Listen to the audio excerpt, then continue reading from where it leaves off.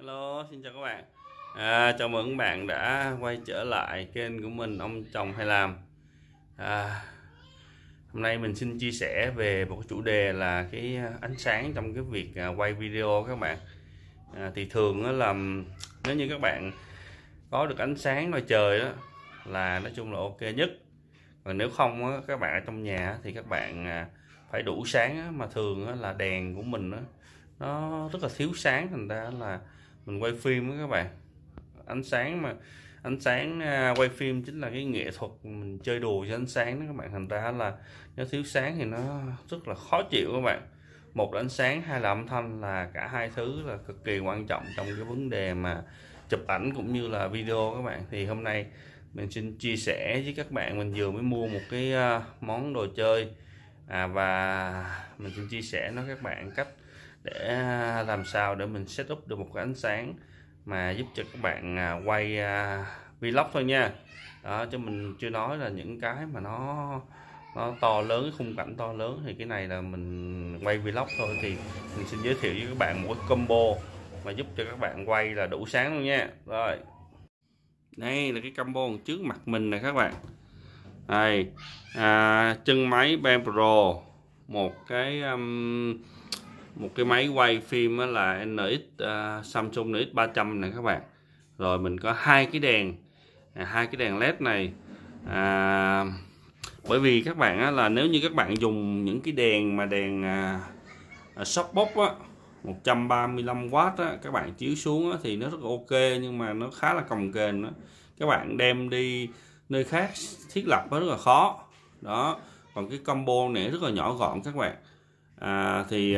Nó bao gồm là hai cái đèn led nè, mỗi cái đèn này nó 128 bóng đó, và nhiệt độ màu của nó là nó từ ánh sáng vàng chuyển qua ánh sáng màu trắng luôn đó. Thì nguyên cái bộ này các bạn có thể cầm đi, các bạn phỏng vấn thôi nè. Đó thì mình bật nó lên cho các bạn coi thử nha.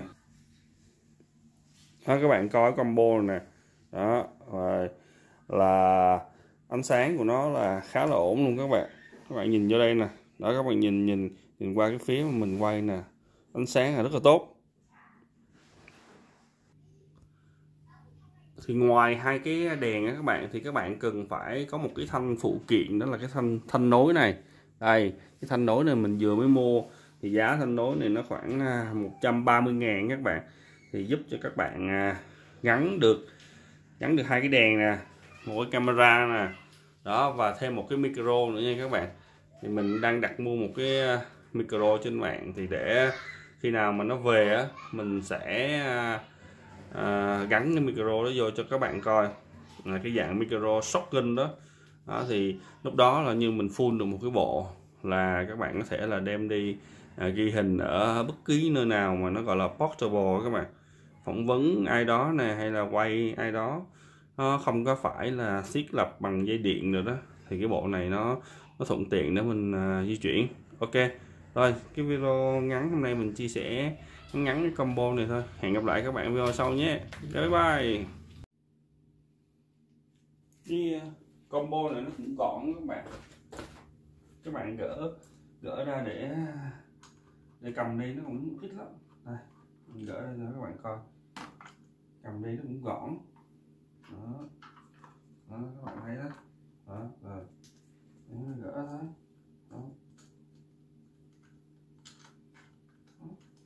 Đó, vậy là xong. Đó,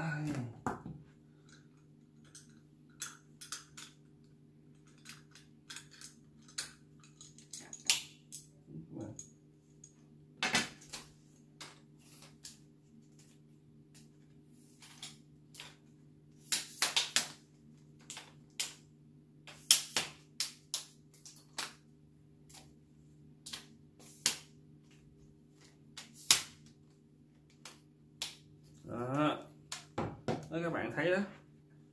Rồi